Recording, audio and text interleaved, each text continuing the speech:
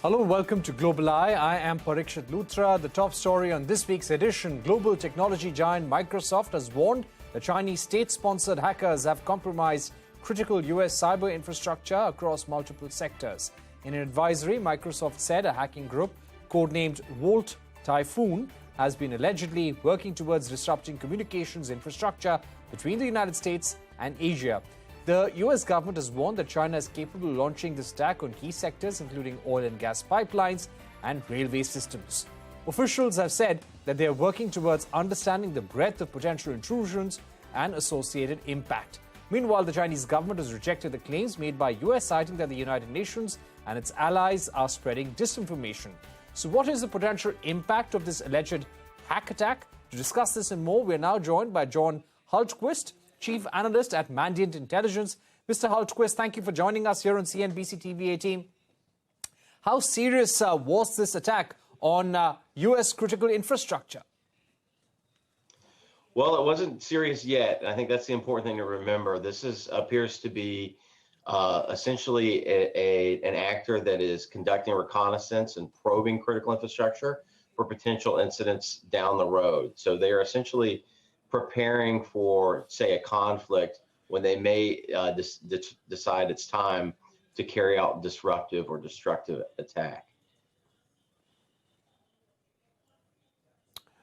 Right. And what do you think was the real motivation for a hack of this kind? According to some reports, many say that the real target was Taiwan.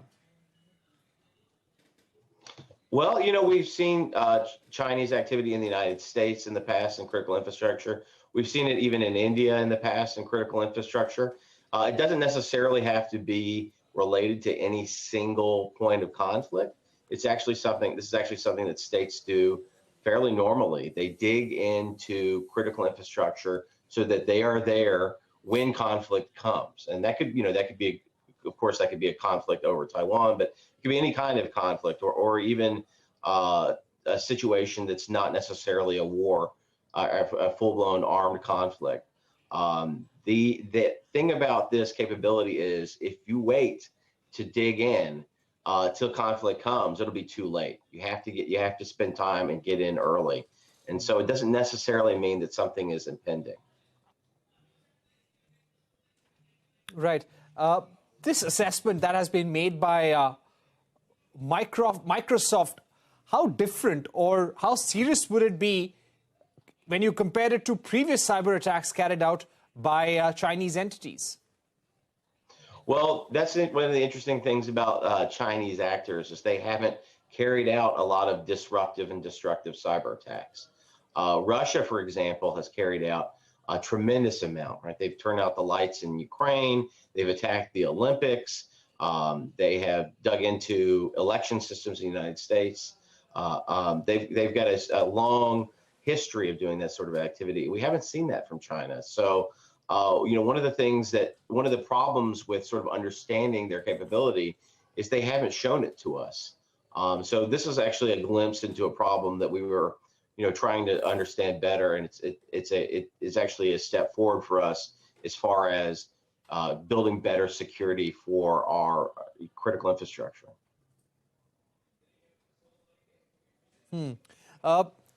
Just to give our viewers a sense, Volt Typhoon in this case was able to infiltrate organizations using an unnamed vulnerability in a popular cybersecurity suite called FortiGuard.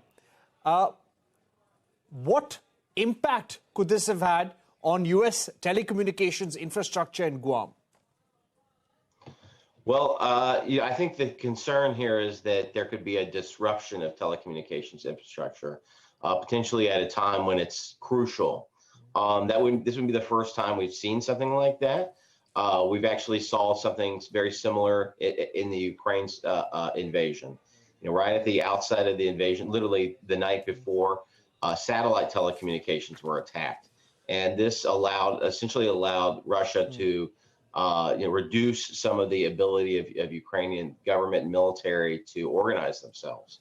And that's sort of a classic pre-invasion or pre-armed conflict scenario, right? Before tanks roll, it's not, or ships move, it's not uncommon for telecommunications to be targeted.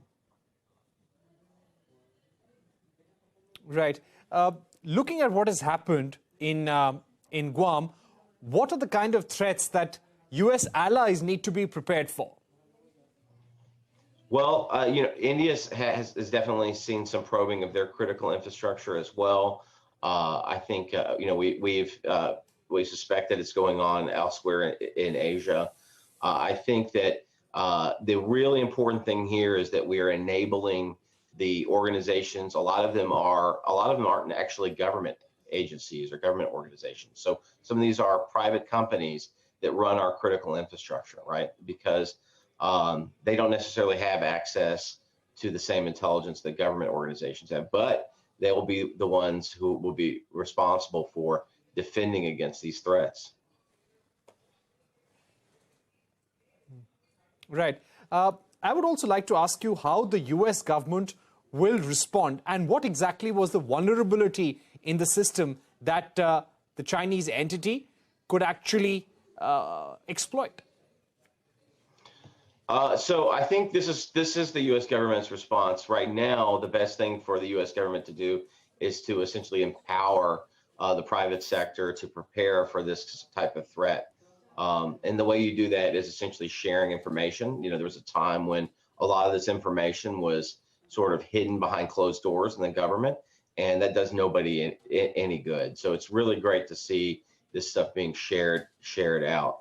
As far as how they got in or how they're getting into some of these places, Chinese actors have recognized that there are certain systems on networks that are that have poor detection capabilities on them.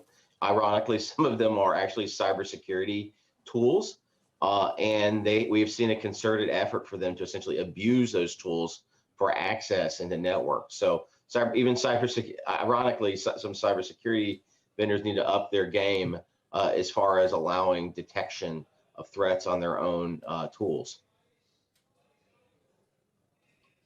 In the backdrop of what has happened and the kind of intelligence that Microsoft has put out in public domain, what is the kind of advice that you're giving, that Mandiant Intelligence is giving to its clients who may be in the financial sector, in the energy business,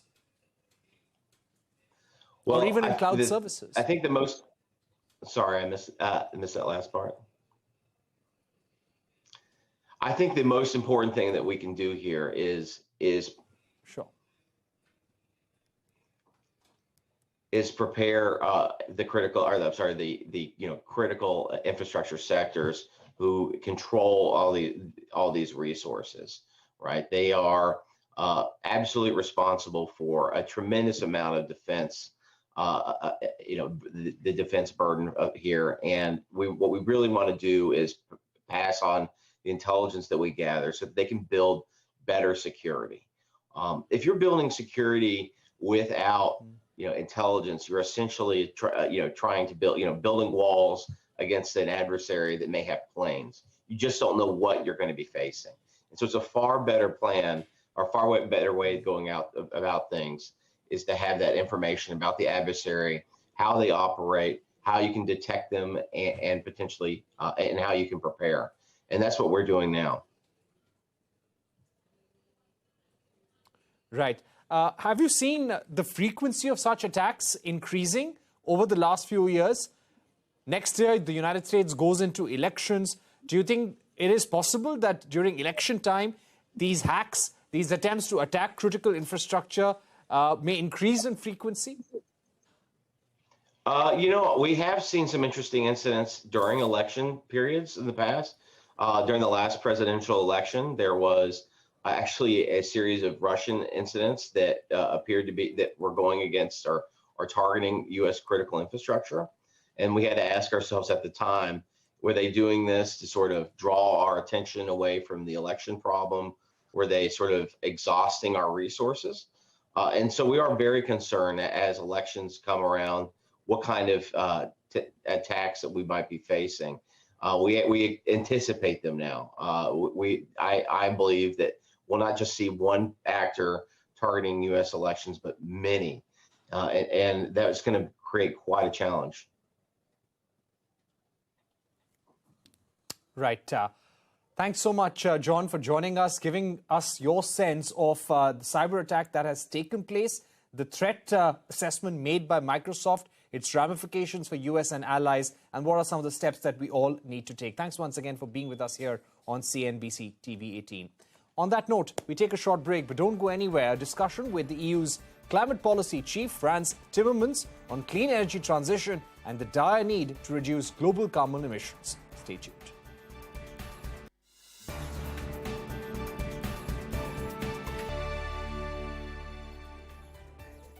Welcome back. You are watching Global Eye. European Commission's climate policy chief Frans Timmermans has begun his two-day visit to India to attend bilateral meetings with a series of Indian leaders, including Finance Minister Nirmala Sitharaman, Minister R.K. Singh, Prahlad Joshi, Bhupendra Yadav as well. The main agenda of the meeting is to discuss the latest developments on India's carbon emission reduction and clean energy transition. COP28 is a major priority as well. I caught up with Frans Timmermans for an exclusive chat about his priorities during the India visit. Well, you know, India's doing a brilliant job as G20 president, and we want to coordinate with India as closely as possible to also have a successful COP28 in Dubai later this year. And for that, we need to agree on a number of issues, on the changes in international finances, on making sure that we make progress also on loss and damage, and that we take due account of the reports that will be coming out on the progress we have been making, which is not enough. So we will also need to look into ways of increasing our efforts to reduce our carbon emissions. Right. Speaking about COP28, what kind of consensus would you want on certain issues? If I would like to ask you top 2 or 3 issues where you would want consensus with India, and you're trying to build that consensus during this visit, what would those be? Well, first of all, we know that we need to transit into renewable energy as quickly as possible, and India is also very much on board to introduce more and more renewable energy, solar energy, offshore wind energy. And hopefully together with India, we can reach an international consensus on the levels of introduction of renewable energy on the global scale. Secondly, India, for a long, long time, has been championing energy efficiency. And together with India, we hope to be able to also agree global consensus on goals for energy efficiency, because I think this is also very urgent. So these would be 2 top priorities. And on top of that, I also believe that there will be a huge need of international financing of this transition, but also international financing to face the consequences of the climate crisis as they already unfold now. And also here, we hope to reach consensus with India so that we are well prepared for COP28. When it comes to climate financing, especially the energy transition in developing countries, what kind of global targets on climate financing would you like to see achieved and at least put on the table? Well, first of all, we need to make sure we don't lose more credibility in delaying the promised $100 billion a year for climate financing. So I hope we can reach a consensus this year that we are on the verge of reaching that target. Secondly, I think it is very important that we change international financial architecture. You know, it was built in 1945. It needs to be brought into the 21st century so that we unleash the potential of multilateral development banks and of the international financial institutions to have a leverage effect on financing. Because some of the money will be public money, but most of the money in investments will have to be private. We're talking about trillions. And there are huge opportunities for these investments if we take off some of the risk that private investors now perceive. So make it less risky for them to invest. We'll unleash investment, we'll help the energy transition, we'll help humanity face this huge challenge, which is the climate crisis. Right. Speaking about the carbon border adjustment mechanism, which is going to kick in from October, there's a lot of concern within the Indian industry and also in the government. Clearly, there is a feeling that this will impact Indian exporters, small businesses to a great extent. To what extent is European Union ready to make concessions for India, and how are you addressing those concerns? Well, first of all, everything we do will be in line with WTO requirements. So nothing will be in violation of our WTO commitments. Secondly, we will have a trial period so we can see whether this has an effect on Indian businesses, and if it's an adverse effect, we could correct those effects if that is warranted. Thirdly, the context I've been having over the last couple of years with people in the industry and in government point to a very bullish attitude and saying, you know, we can comply with that. We are greening our industry as well. We will not cause carbon leakage by what we're doing. So in effect, CBAM is already working because it's focusing the mind on creating industries that would not be levied in this circumstance. And I think we're a long way in going to the right direction. But once again, we're introducing a trial period. So if the effects are not what we want or go into the wrong direction, we have an opportunity to correct. Right. So you're saying whatever penalties that are there in the CBAM, this will go through a trial period and EU is open to correcting them if it impacts Indian exports. Yes, if it does not have the effect we want. The effect we want is to avoid carbon leakage. That's the only reason why we have CBAM, so that we create a level playing field for industries. And my contacts, you know, if you talk about cement or steel, the Indian industries are telling me we are able to operate on a level playing field. We are able to operate in the same way in terms of the carbon footprint. So we don't fear this. But anyway, let's wait for the trial period, see what happens, and then if necessary, we can correct effects that go beyond correcting What factors could lead you to make corrections? Well, if the effect is not focused on preventing carbon leakage, because that's the effect. If it leads to perceived or real protectionism, we need to correct it. For us, the only thing that counts is preventing carbon leakage so that European industry competes with global industry on a level playing field. Right. Just to also ask you about the Indian government's move. India is also looking at standards when it comes to embedded carbon in products manufactured. Yes. They would want EU and other countries to also recognize these standards so that there are no disputes with exports later. Would European Union be open to acknowledging these standards as well? I think this is a perfect subject to be discussed in the Trade and Technology Council that we have with India. So use that framework to put all these facts on the table, because what India is doing, what we're doing, is in fact putting a price on carbon. That's the only way you can really decarbonize your economy, if you know what it costs. So the European emission trading system helps us really to, and industry is used to that. Over a decade got really used to that. We know what the cost of carbon is. We have a trading system that confronts that. India is considering doing the same. I think that would put us on a level playing field. I'd like to ask you about the Repower EU plan launched in May 22. According to the EU Green Deal website, this has helped reduce dependency on Russian fossil fuels and save energy consumption by 20%. What would be the targets this year? Well, what we need to do is to wean ourselves completely of Russian fossil fuels. It is simply too risky for us to depend on them.